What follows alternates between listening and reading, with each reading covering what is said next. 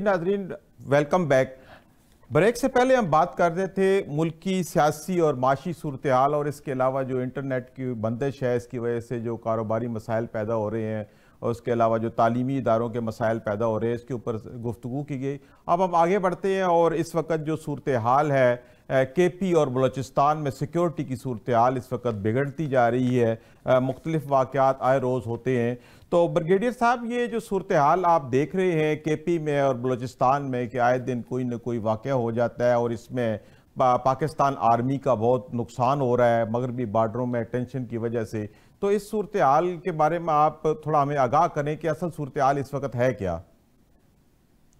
असल सूरत हाल तो रिफ्लेक्ट कर रहे जो एक्शन जो कैजुअलिटीज हो रही है जी, वो असल सूरत हाल को रिफ्लेक्ट कर रही है। जैसे पेशावर में 100 पुलिस के सिपाही जो है वो शहीद हो गए थे। उसके बाद आपने देखा कि पिछले दिनों पिछले हफ्ते एक पोस्ट के ऊपर आके एक जो है वो एक्सप्लोसिव लेडन गाड़ी टकराई, उससे हमारे जवान शहीद हो गए। उसके बाद आपने कोयटा रेलवे स्टेशन पर देखा एक बॉम्ब ब्लास्ट हुआ, उसमें 40 के करीब लोग शहीद हुए, जख्मी हुए, उनमें से भी कोई 10 से अपनी जान का नजराना पेश कर चुके हैं। वो लोग बिल्कुल निहत्ते थे, एक कोर्स खत्म करके आ रहे थे। फिर तिरा में जो ऑपरेशन हुआ उसमें लोग शहीद हुए। तो इसका मतलब ये है कि ये जो शहादतें हो रही हैं ये रिफ्लेक्ट कर रही है पाकिस्तान की दाखिली सिचुएशन को और दहशतगर्दी के मैनस को। अब दहशतगर्दी बढ़ी क्यों है उसके बाद आपको पता है एक बहुत बड़ी बात आप कहेंगे तो सबसे बड़ी बात तो यही है कि जब से अमेरिकन फोर्सेस अफगानिस्तान से निकली हैं और जब निकलते हुए जो हथियार और असले का जो जखीरा छोड़ के गई हैं, और उसके बाद अमेरिकन फोर्सेस के निकलने के बाद जो अफगान गवर्नमेंट जो तालिबान की हुकूमत है जो अपने आप को मुसलमान गिरवाते हैं और मुसलमानों का खून पी के खुश होते हैं, जब उन्होंने वो तमाम दहशतगर्दों को जेलों से आज़ाद किया जो पाकिस्तान से भागे हुए थे और वहाँ पकड़े गए थे, उसके अलावा जो कुछ जो नूरिस्तान में रह रहे थे, जो दहशत तंजीमें वहाँ पे मौजूद थी, जो हाफिज गुल बहादुर टाइप लोग मौजूद थे, उनको जो फाइनेंसेस प्रोवाइड कर दिया अफगान तालिबान, उनको जो सपोर्ट प्रोवाइड किया हक्कानी नेटवर्क ने, उनको जो उन्होंने फैसिलिटेट किया, जो उनके हथियार हवाले हथियार किए वो पंजगूर में इस्तेमाल हुए। पंजगूर में जो हमला हुआ था 2 साल पहले, वहां पे जब अमेरिकन फोर्सेस निकल के गई थी, जो लेटेस्ट अमेरिकन वेपन थे जिनमें एनवीजीज थी, जिनमें नाइट विजन गॉगल्स थी, नाइट विजन हेलमेट्स थे, राइफल्स थी, रिपीटर्स थे, मार्क 1, वो हथियार इस्तेमाल हुए। और वो तमाम के तमाम हथियार अफगान गवर्नमेंट ने अपनी सुपरविजन में इन दहशतगर्द तंजीमों के हवाले किए। फिर वो उनको बैकग्राउंड प्रोटेक्शन प्रोवाइड किया। फिर हमारे यहाँ बहुत सारे सेफ हाउसेज मौजूद हैं, हमारे साथ बहुत सारे ऐसे सॉफ्ट एरियाज हैं जिनके अंदर आके वो दहशतगर्द मदगम हो जाते हैं।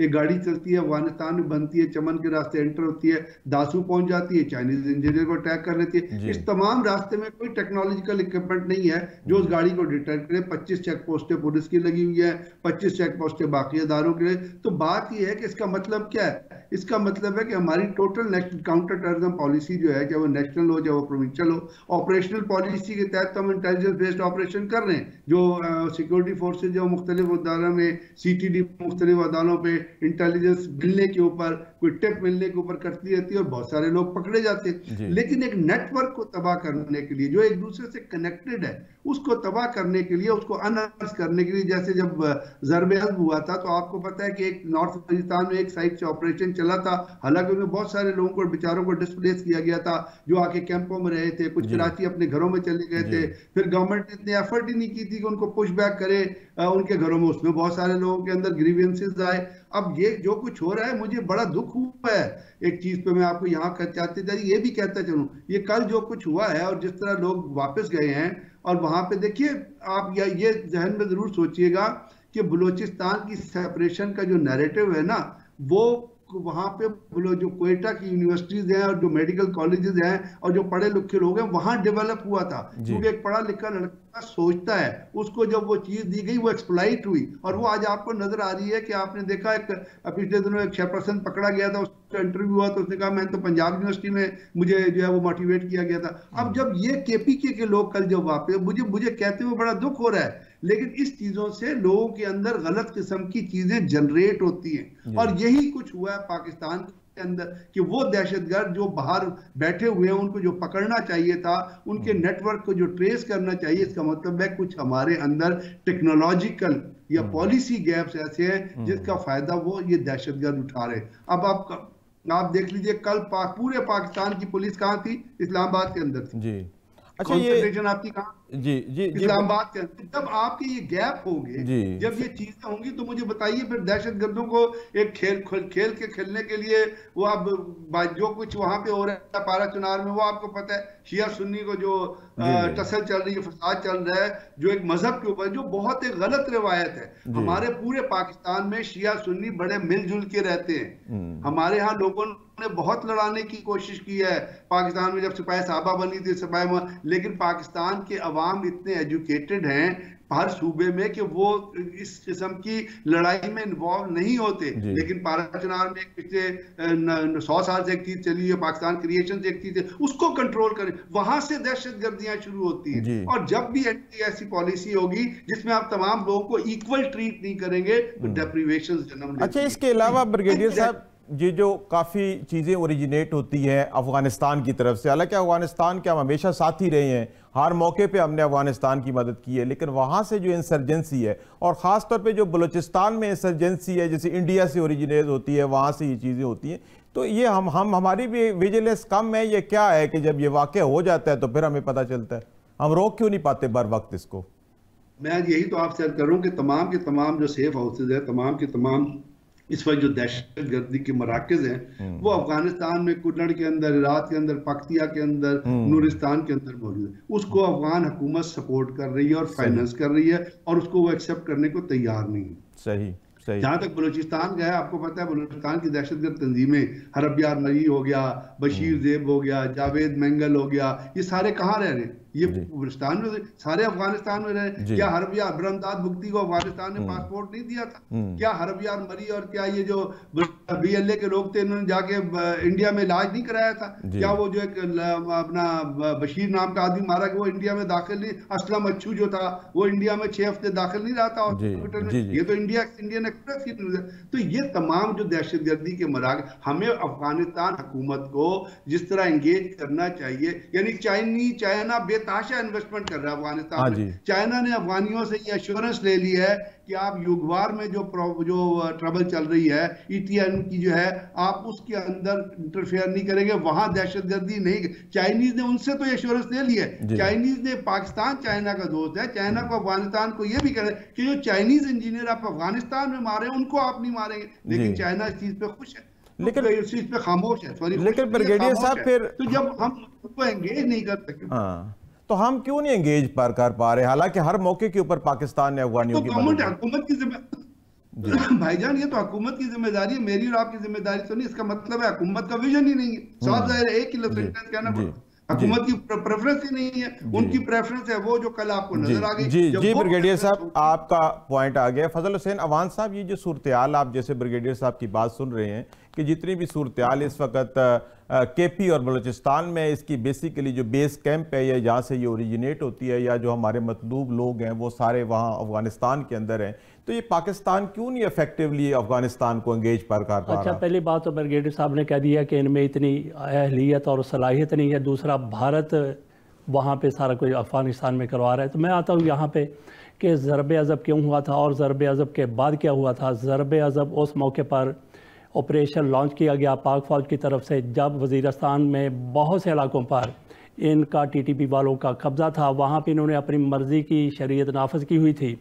नो गो एरिया था, वहाँ पे इनकी अपनी फैक्ट्रियाँ थीं, वहाँ पे अपनी इनकी असले की फैक्ट्रियाँ, अपनी तरबियत गाहें थी, मुकम्मल कंट्रोल था। किसी की हुकूमत की वहाँ पे, सूबाई हुकूमत की, कौमी हुकूमत की कोई रेट नहीं थी।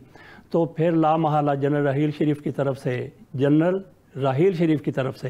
हुकूमत मुस्लिम लीग नून की थी, ज़रब-ए-अज़ब ऑपरेशन शुरू किया गया और उनको मिलिया मेट करके रख दिया गया। जिस तरह कहते हैं ना कि कमर तोड़ना, वाकई दहशतगर्दों की कमर टूट गई थी। ये TTP वाले वहाँ से भागे हैं, अफ़गानिस्तान जा पहुँचे। उनकी असला की फैक्ट्रियाँ, उनकी तरबियत गाहें, वहाँ पे हमारी फ़ौज की तरफ से इलाकों को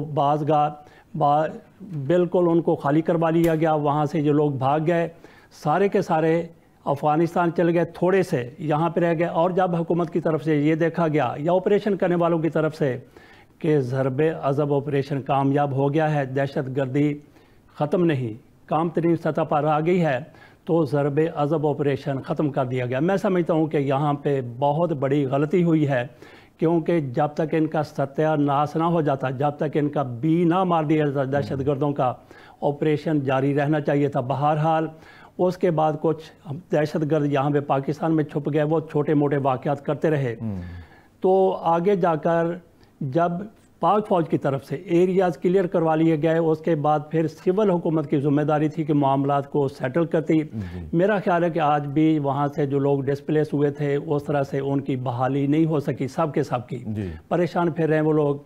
तो उसके बाद जब सिविल हुकूमतों की तरफ से वो जो उस पर उस तरह से नहीं दी गई जिस तरह से दी जानी चाहिए थी, तो फिर दहशतगर्दी के वाक़यात इतने ज़्यादा हो गए। आज हमारे सामने पहले से ज़्यादा तो नहीं, पहले की तरह की दहशतगर्दी हो रही है। जी फजल हुसैन अवान साहब, आपका पॉइंट आ गया। प्रोफेसर साहब, जैसे ये ज़रबे अज़ब की बात हो रही है, तो फजल हुसैन अवान साहब ने भी कहा कि ये उस वक्त तो किला कमा इसका हो गया, लेकिन मुकम्मल किला कमा नहीं हुआ, और उसके बाद फिर सिविल हुकूमत ने इसके ऊपर तवज्जो नहीं दी, तो दोबारा फिर ये दहशतगर्दी की लहर है। और अफगानिस्तान के साथ चूँकि हमेशा हम मुखलिस रहे हैं, हर मौके पर हमने अफगानिस्तान की मदद की है, लेकिन इसके बावजूद भी अभी भी बेस कैंप वहीं पर है, वहीं से दहशतगर्द ट्रेंड होके आते हैं, वहीं पर स्टे करते हैं।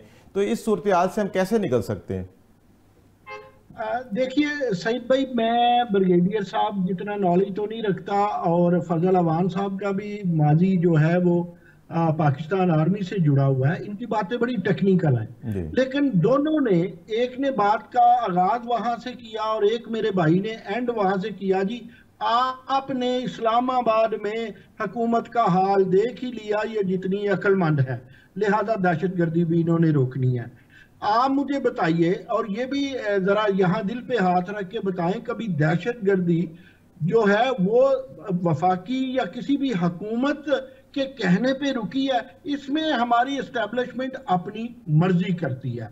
जहां तक ये वाला मामला है कि ये दाखिली मामला, ये कतई दाखिली मामला नहीं है, ये वो दाखिली मामला है जो खारजी मामला से जुड़ा हुआ है। जब आपका ताल्लुक जरा भी चाइना से अच्छा बनता है, चाइना आपकी मुआशी हेल्प करता है, तो अमेरिका के पेट में मरोड़ उड़ते हैं, और अमेरिका वहां पे उनको सपोर्ट करता है जो हमारे पड़ोसी हैं, सरहद के उस पार हैं, जिन्हें हम भारतीय कहते हैं। और भारतीय राह और मुसायद को हम कभी नहीं भूल सकते। अफगानिस्तान में आज भी आधा राज जो है वो भारतीयों का है, वो राह का है, और इसमें कोई शक नहीं है कि अफगानिस्तान में बहुत सारे दहशतगर्द हैं, और वो दहशतगर्द कभी हम उन्हें अच्छे तालिबान, कभी गुड तालिबान, कभी बैड तालिबान कहते हैं, लेकिन वो गुड भी कभी ये रिवर्सिबल रिएक्शन है, कभी वो दहशतगर्द हो जाते हैं, कभी वो अच्छे हो जाते हैं। हमें कभी भी एहसान का बदला अच्छा अफगानिस्तान से नहीं मिला। अगर पाकिस्तान की ब्रिगेडियर साहब के मुताबिक या फजल अवान के मुताबिक अगर वाकई पाकिस्तान की हुकूमतों में ये अफगानिस्तान की स्ट्रेटजी सेट करनी है, तो फिर इसको फौरी सेट कर दिया जाए, या तो अफगानिस्तान को दोस्त मान लिया जाए या फिर उसे भारत का दोस्त मान लिया जाए। आप ये देखें कि पिछले दिनों में एक डिप्लोमेटिक लोग बैठे हुए थे, उनसे मैंने सुना, और वो नफरत करते हैं चाइना वाले हमारे एक साबिक वजीर आजम से, और मोहब्बत करते हैं मौजूदा वालों से। एक तो लोगों को इजाजत नहीं देनी चाहिए, हमारा साबिक हो या मौजूदा वो वजीर आजम है, इसीलिए उस साबिक वजीर आजम से जब चाइना नफरत करता है तो फिर अमेरिका मोहब्बत करता है, क्योंकि अमेरिका वहां से अमेरिकन फौज, ब्रिगेडियर साहब भी इसकी मुमकिन है इस बात को इंडोर्स करे कि अमेरिका की फौज अफगानिस्तान से सही सलामत निकल ही नहीं सकती थी, उसको निकलवाया गया साबिक हुकूमत जब इमरान खान मोहतरम की थी।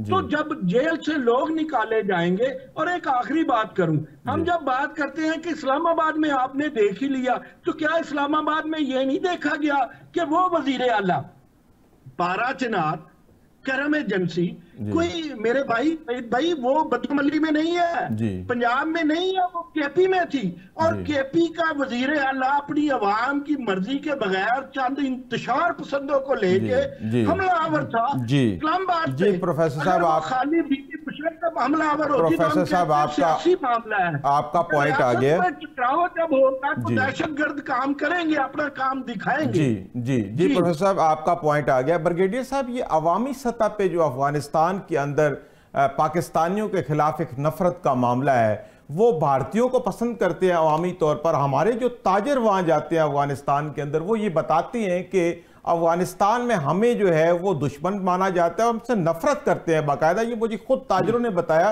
जो यहाँ पाकिस्तान से काबल या दीगर शहरों में जाते हैं, और इंडियन से वो मोहब्बत की। ये क्या वजह है कि वहाँ की जो अफगानी अवाम है वो पाकिस्तानियों से नफरत करती है? इसकी क्या वजह हो सकती है? देखिए, पहले सही साहब मैं बड़े अदब से एक चीज़ प्रोफेसर साहब को क्लियर करना चाहूँगा जी। जब हम बात करते हैं दहशतगर्दी की, तो दहशतगर्दी PML, PPP और PTI को कंपेयर करके नहीं की जाती। वो एक नेशनल इशू के तौर पे की जाती है जिसमें सब शामिल होते हैं जी। जब मैंने बात की इस्लामाबाद की, तो मैंने इस्लामाबाद में सिर्फ हुकूमत, इस्लामाबाद में जैसे प्रोफेसर साहब कह रहे हैं ना, वहाँ हुकूमत भी थी और वहाँ अपना अली अमीर गंडापुर पे थे, बुशरा बीबी भी थी और PTI वाले भी थे। तो मैंने इस्लामाबाद कहा और इस्लामाबाद की सिचुएशन कही जिसमें सारे शामिल थे।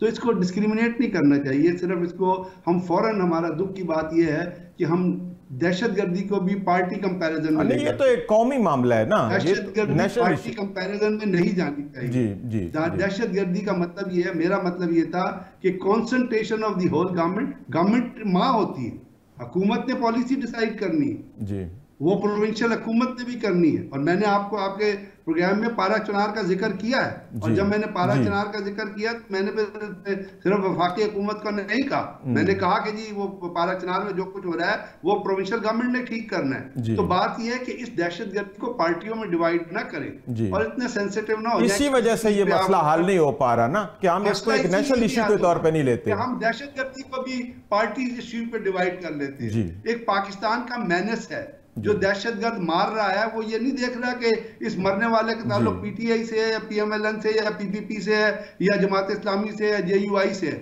वो तो एक पाकिस्तानी को मार रहा है जी। और नेशनल काउंटर टेररिज्म पॉलिसी मैंने तो नहीं बनानी ना, नेशनल काउंटर टेररिज्म पॉलिसी किसने बनानी है? जो भी हुकूमत होगी, जो भी हुकूमत।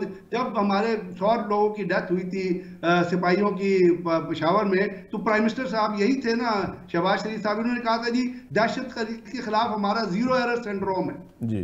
तो आप मुझे तो बता दीजिए, जब 150 बच्चों की डेथ हुई थी तो उसके बाद नेक्टा बनाई गई थी। मुझसे ना पूछिएगा, जाके इस्लामाबाद में नेक्टा का हाल पूछ ले कि नेक्टा का क्या नेक्टा कोई नेशनल काउंटर टेररिज्म पॉलिसी लेके आया है? तो इस दहशतगर्दी के मंजर से कौन निकालेगा?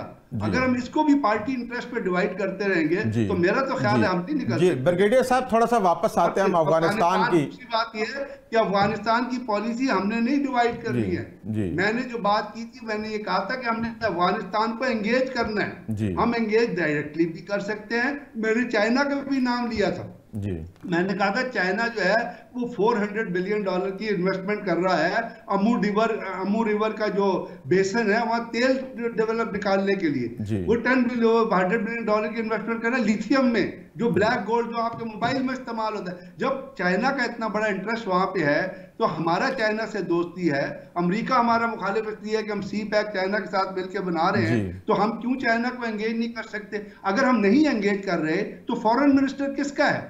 फॉरेन मिनिस्टर तो अपना हुकूमत का जो है PMLN का ही फॉरेन मिनिस्टर होगा ना, तो हम किसको फिर कहेंगे? और ये जो कंटिन्यूटी से हुकूमत आ रही है PDM से 1 लेके PDM 1 से लेके, चले पहली नकुमती इमरान खान नाकाम हो गया, ये जो हुकूमत आ रही है तो इसमें किसने काम करना है? तो अगर हम दहशतगर्दी को पार्टी इंटरेस्ट पर डिवाइड करते रहेंगे, I am sorry we can not reach a conclusion जी जी।